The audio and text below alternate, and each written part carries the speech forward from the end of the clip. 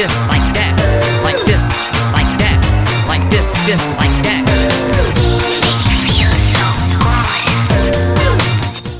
Eh bien, bonjour tout le monde, on se retrouve pour une toute nouvelle vidéo sur une toute...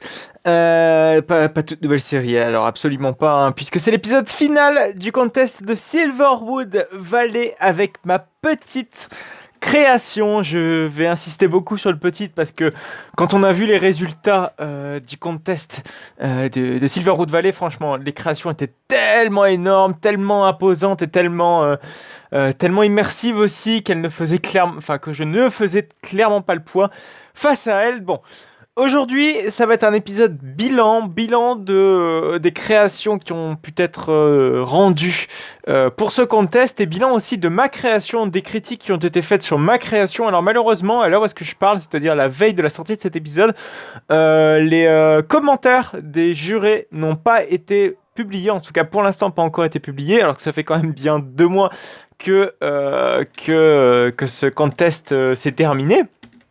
Bon, je vais pas le plaindre parce que des fois moi je suis clairement pire, voire même vachement souvent, hein. Puis, vu tout le boulot qui a été fourni par le juré pour pouvoir rendre ce genre de pavé, déjà ne serait-ce que pour organiser ce genre de contest avec je ne sais combien de participants, je pense que c'est pas mal. Donc là on va clairement pas s'en plaindre. Donc on va faire un rapide bilan, mais avant le petit bilan, j'aimerais vous conter un petit peu l'histoire. Oui, parce que cette attraction possède une storyline, mine de rien, elle s'appelle pas Katrina pour rien. Alors comme vous pouvez le voir, j'ai essayé un petit peu de mettre l'attraction en mode opérationnel, hein. J'ai mis quelques petits visiteurs pour qu'on puisse un petit peu voir l'attraction fonctionner optimalement, si je puis dire. Bon voilà, avec la file d'attente, elle est quand même vachement pleine. Ouais, elle est quand même bien pleine. Ça serait que ça pourrait être une critique au niveau du débit, parce que le débit est quand même vachement pas énorme, hein. On est sur les trains de Big Dipper, et généralement les trains de Big Dipper, c'est pas non plus ce qu'il y a de mieux niveau débit, en tout cas pour des gros parcs, oui, parce que faut pas oublier quand même qu'à côté il y a un hypercoaster BM, et les hypercoasters BM, niveau débit ça envoie, et donc avoir un Big Dipper à côté c'est pas forcément cohérent, bien que la cohérence au niveau des débits parfois on la cherche dans les parcs américains. Allez, c'est parti. Donc dévasté par l'ouragan Katrina en 2005, donc jusque là on a déjà la justification du nom. Un petit lotissement fut étrangement resté intact de ces catastrophes. Depuis ce jour, de nombreuses superstitions et interrogations s'y sont créées, rendant ce lieu rempli de mystères un peu non élucidés. Donc cela justifie un petit peu les petites statuettes notamment qui sont juste là, et le petit le centre de petit cimetière, voilà, le petit endroit un petit peu lugubre. Déclaré comme inhabité, la commune prit possession des lieux pour répondre à toutes ces questions. Les recherches ont montré qu'un vampire avait élu domicile dans cette grande demeure, donc cette demeure-ci.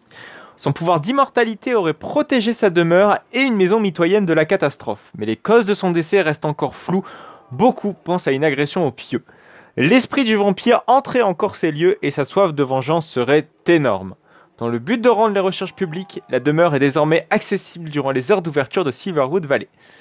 Voilà, donc ce dernier vous fait vivre l'expérience au cœur d'un ouragan sur ses chariots survitaminés.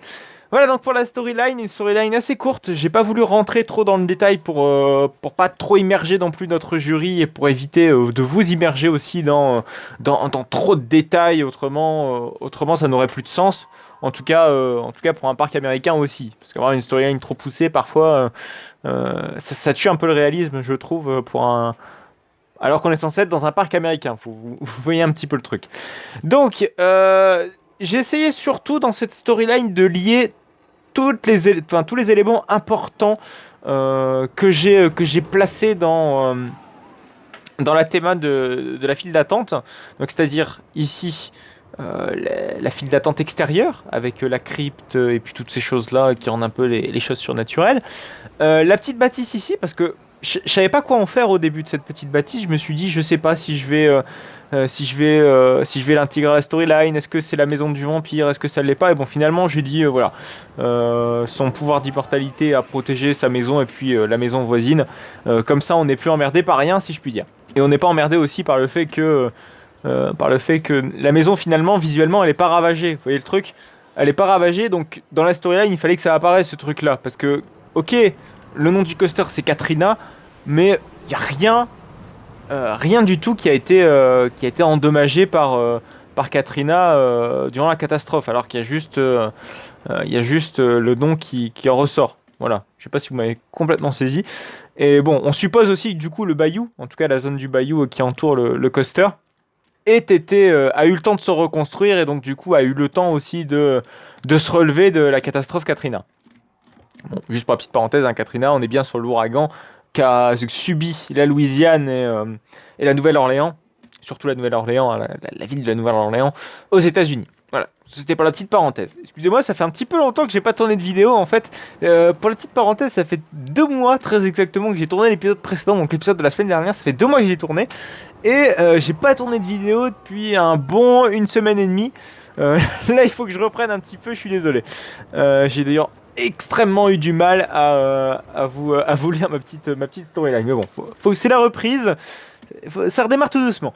Bon, pour ce qui est du débit, je pense que vous pouvez le voir, c'est extrêmement lent. Je vous l'ai déjà dit tout à l'heure, mais je pense que voilà, c'est l'un des problèmes majeurs de cette attraction, c'est le débit. Après, c'est vrai que quand on regarde les autres créations, je pense à la création d'Enchantress qui a été sélectionnée pour Silverwood Valley, il y a une théma hyper dense à ce niveau-là. Oui, à ce niveau-ci. Chose que je n'ai pas faite moi, c'était un choix volontaire que je n'ai pas mis de théma ici, tout simplement parce que pour moi un parc américain ne mettrait, je pense pas, autant de thémas comme l'a fait beaucoup de créations, en tout cas même toutes les créations qui ont terminé dans les premiers. C'était un choix de ma part de pas le faire. Beaucoup m'ont reproché le fait que je n'ai pas fait, que c'est un petit peu en mode pas fini, vous voyez, qu'il n'y a pas, c'est pas fini, alors que non. C'était parfaitement volontaire de ne pas mettre de théma sur cette partie-ci du layout, parce que je juge que souvent les coasters américains sont mis parfois sur des terrains vagues, voire sur des parkings. J'ai pas voulu le faire déjà, mettre un coaster sur un parking, parce que déjà c'est foncièrement moche et ça n'aurait pas collé non plus à Silverwood Valley, qui se veut quand même mettre un minimum de théma sur ses attractions. Et il n'y a aucun coaster, déjà de base, déjà le Wooden, qui ici n'a pas de théma, le Arrow n'en a pas non plus, en tout cas sur son layout, hein, je parle bien sur son layout et pas non plus en station. L'Hyper non plus, donc c'est pour ça que je n'ai pas mis de théma sur le layout et que j'en ai mis uniquement en station. Voilà, c'était pour rester cohérent aussi avec les autres coasters du parc et non pas non plus lâcher trop de théma. C'est aussi pour ça que j'en ai pas mis, mais surtout aussi parce que j'avais pas le temps. C'est une justification que j'ai trouvée aussi, parce que j'avais pas non plus le temps de mettre la blingue de théma, et puis je suis pas non plus un grand expert en termes de théma autour d'un layout. Déjà, je me suis beaucoup cassé la croûte pour essayer de faire... non, pas casser la croûte, c'est absolument pas l'expression adéquate. Je me suis beaucoup cassé les fesses à essayer de faire ça correctement. En tout cas, d'essayer de pas mettre une station cubique, vous voyez. Voilà, j'ai essayé de mettre un petit peu de relief, pas... mettre surtout du relief sur la station et pas d'essayer d'avoir juste un rectangle de station qui n'aurait pas été adéquat ou même pas assez joli vis-à-vis de l'attraction. Voilà, ça c'était pour la petite parenthèse. Alors après, il y a eu beaucoup de critiques qui ont été faites au niveau de la palette des couleurs. C'est vrai que c'est très sombre, ça dénote beaucoup de cette partie-ci du bayou au niveau très végétal. Après, c'est pas si dérangeant que ça, dans le sens où on voit The Enchantress finalement n'avait pas beaucoup de couleurs. En tout cas, n'avait pas une palette de couleurs énorme. Et donc, je ne trouvais pas ça gênant finalement. J'ai même trouvé ça assez original de contraster en mettant une palette de couleurs très sombre et une palette de couleurs très vive, en tout cas pour le bayou. Et ce contraste, finalement, je le trouve assez intelligent parce que quand on regarde bien Walibi Rhône-Alpes, Walibi Rhône-Alpes a su créer un environnement, l'environnement Nouvelle-Orléans avec Mystique, très sombre, face à quelque chose de très coloré avec Festival City, alors que ça fait partie finalement de la même zone, la Nouvelle-Orléans. Et finalement, je trouvais que c'était pas du tout gênant, même je trouve ça même très intelligent au sein d'une même zone de créer des univers un peu différents et d'une ambiance surtout différente. Fantasyland le fait très très bien. Hein. On a le Vieux Berlin, la zone Vieux Berlin, ça englobe donc Maus, ça englobe la rue principale et ça englobe aussi Roquebourg. Alors Roquebourg et l'avenue principale a clairement une ambiance différente. et bon, c'est clairement pas gênant. Klugheim, et donc toute la zone de Mystique, enfin pas Mystique, n'importe quoi. La zone de River Quest et de Mystery Castle sont clairement sont liés par que ce soit la zone Mystery. Or, Klugheim reste dans cette zone Mystery, mais a clairement un univers différent, une ambiance différente de Mystery Castle et de River Quest. Voilà, c'est ça que je voulais souligner pour cette petite parenthèse. Alors, pour ce qui est du classement, on va parler un petit peu du classement. Pour ceux qui ont vu le live et qui ne m'ont pas vu, c'est normal, parce que je suis 19e ex aequo avec Magie Noire de BCA, de BCA Company. Après, il y a eu beaucoup d'ex aequo aussi au-dessus. Je crois qu'il y a 3 14e, il y a 2 17e. Oui, donc je suis 19e. Ils ont pris les 13 premiers, je crois, ou 10 premiers pour les présenter dans le live. Et si vous voulez voir le live, n'hésitez pas. Le live se trouve en description. Vous pourrez aller cliquer et puis aller voir ce live. Donc, il présente vraiment tous les créations, les 10 premières créations du contest. Et moi, je ne suis pas tombé dans les 10 premiers, ou en tout cas dans les 12 premiers. Enfin bref, j'ai pas été assez bon pour pouvoir apparaître dans le live. Mais bon, c'est pas trop grave. Je sais que certains ont attendu mon passage dans le live, mais malheureusement, je ne suis pas passé dans le live. Ma foi, j'essaierai de faire mieux la prochaine fois. Voilà. Donc 19e, ma foi, je suis tombé plus bas que... Alors, ce qui est drôle, hein, c'est que je suis tombé plus bas que mon SLC que j'avais fait sur Nigloland. Je crois que sur mon SLC sur Nigloland, j'étais tombé 14e ou 13e. Bon, évidemment, on n'a pas eu le même nombre de participants. Hein. Le nombre de participants était beaucoup plus élevé pour ce contest que pour le contest de Nigloland. Ceci explique cela. Enfin, ceci explique cela plutôt. Oh là là là là là, faudrait que j'articule un petit peu mieux pour cet épisode. Voilà, donc je pense que cette vidéo va se conclure avec quelques petits points de vue à la première personne. On va se mettre en TJ de cam, comme ça on va pouvoir voir notre coaster fonctionner de plus près. C'est quand même beaucoup plus joli. Voilà, bon, malheureusement on voit les petits tacos, on s'en fout un petit peu. Avec cette belle drop, hein, j'ai voulu faire un Big Dipper aussi pour l'originalité. Alors ce que je n'ai plus entrevoir, c'est que personne n'a pensé au Big Dipper. Ou peut-être, je crois que j'étais le seul à avoir pensé au Big Dipper. En tout cas, j'en ai pas vu. J'ai pas été voir non plus toutes les créations du contest parce qu'il y en a tellement. Alors oui, c'est vrai que j'ai oublié de le préciser, mais je suis 19e avec 13,5 points. Voilà, pour la petite parenthèse. Donc, on va rider peut-être aussi en on-ride notre coaster et on va se balader tranquillement pour avoir quelques petits points de vue du coaster. Alors, ce qui est sympa, c'est que la file d'attente a un petit peu baissé, alors que je crois le nombre de visiteurs a stagné. Donc, ça veut dire que les visiteurs se sont mieux répartis dans le parc, alors qu'il n'y a pas d'autres attractions. C'est bizarre, ça d'ailleurs. Peut-être que les visiteurs en avaient eu marre. Bon, allez savoir comment est gérée l'affluence dans Planet Coaster. Alors qu'il y a le même nombre de visiteurs. Vous allez me dire, c'est comme dans un vrai parc. Parfois, vous avez beau avoir beaucoup de visiteurs dans votre parc et parfois la répartition des visiteurs est à chier. Bon, il y a un peu de file ici. Ça, c'est sympa aussi. Je voulais avoir une file d'attente qui a un petit parc bœuf, mais pas trop gros parce que je voulais aussi avoir cet esprit assez humain. De pas avoir des parcs bœufs énormes et où on s'étouffe. Voilà, ça c'était mon souhait. Excusez-moi, mon TJ de cam, c'est barré. Nice. Bon, malheureusement, vous n'aurez pas les commentaires du jury dans cette vidéo. Vous les aurez sans doute jamais. Ou je sais pas, je ferai peut-être un petit post pour pouvoir vous les partager. Mais voilà, ça commence à faire un petit bout de temps. Et bon, là, la série, vu que la série touche à sa fin et que je pense c'était pas trop mal de vouloir faire un bilan à la fin de cette série. Je sais pas ce que vous allez avoir la semaine prochaine, mais je pense qu'on va repartir sur du Planet Coaster, mais sur la série classique de Planet Coaster, je bosse beaucoup dessus. D'ailleurs, avant de tourner cette vidéo, j'étais en train de bosser sur la LP classique. Vous allez voir ça, beaucoup de choses ont changé. En tout cas, sur une zone en particulier. Et je pense que vous allez être content.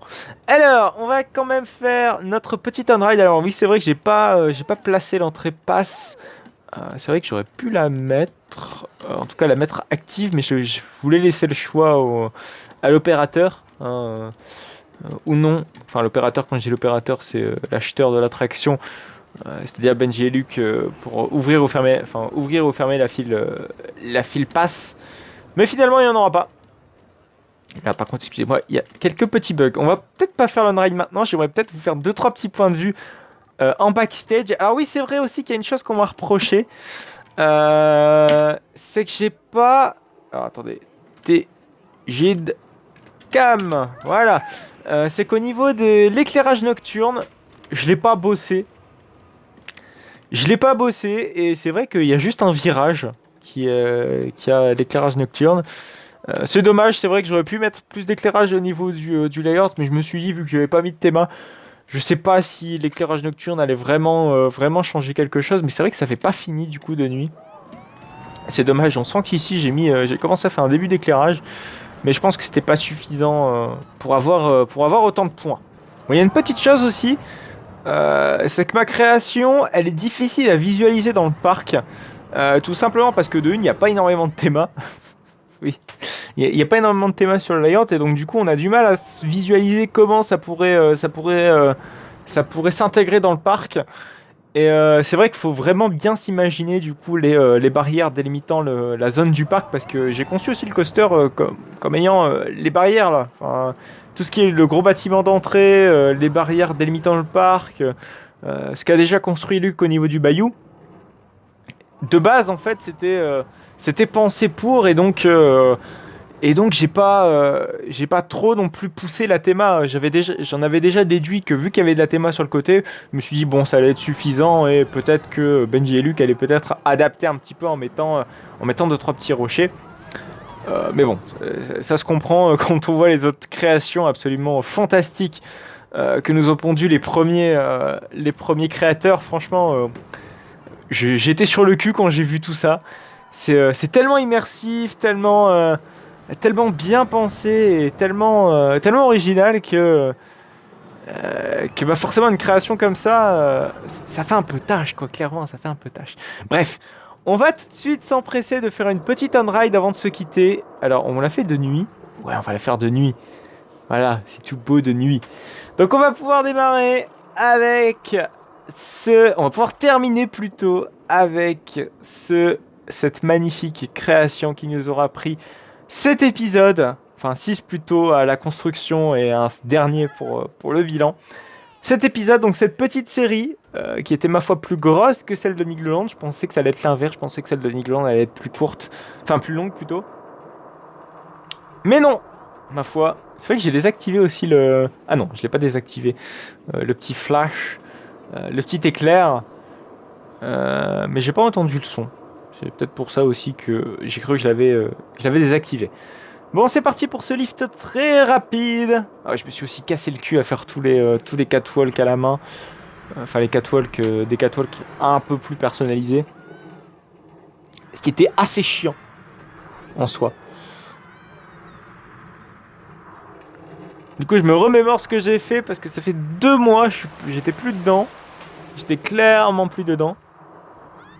C'est bizarre de revoir cette création. Parce que là, je suis en train de bosser sur mon LP. Le petit turtle roll. Et la zone de frein, il y avait aussi un truc qui était assez gênant. C'est que les catwalks ne sont pas dimensionnés pour le Big Dipper. Enfin, sont pas dimensionnés pour cette attraction. Parce que regardez le châssis du train. Ah, je sais pas si on va le voir. Voilà, il se le prend dans la gueule. Et ça, c'est pas ce qu'il y a de plus oufissime. Voilà. Bon, je pense qu'on va se quitter là. On va se quitter pour cette vidéo, pour cet épisode de Silverwood Valley sur cette magnifique création que je vous aurais construit en même temps que vous, durant ces 7 épisodes. En tout cas, j'étais très heureux de vous avoir présenté cette petite série de vidéos. On va se retrouver très bientôt pour une nouvelle série ou pour une autre série avec des vidéos sur Planet Coaster. Hein. J'ai mon petit LP que ça fait beaucoup trop d'épisodes que j'ai fait là-dessus. J'espère en arriver un jour à bout de ce LP. J'ai l'impression que non, ma foi. On verra bien. Donc on se retrouve la semaine prochaine pour une toute nouvelle vidéo de Planet Coaster, je l'espère, ou pour une autre petite série. En tout cas, ce sera sur les parcs ou les coasters. Et samedi, vous aurez une nouvelle vidéo sur Roblox, sur Sim Park Tycoon 2. Si vous voulez plus manquer aucune autre de mes vidéos, n'hésitez pas à liker, n'hésitez pas à commenter, n'hésitez pas à vous abonner surtout. Et n'hésitez pas également à aller me suivre sur mon compte Instagram, sur mon compte Twitter et sur mon compte Utip. Voilà. J'étais extrêmement fatigué pour le tournage de cette vidéo. J'aimerais m'excuser pour mes petits bafouillages et mes cafouillages. J'espère que ça n'aura pas été trop gênant. Mais je voulais absolument faire un petit point sur cette création et sur cette magnifique plante verte dont nous avons un gros plan. Bref, allez, à plus tard.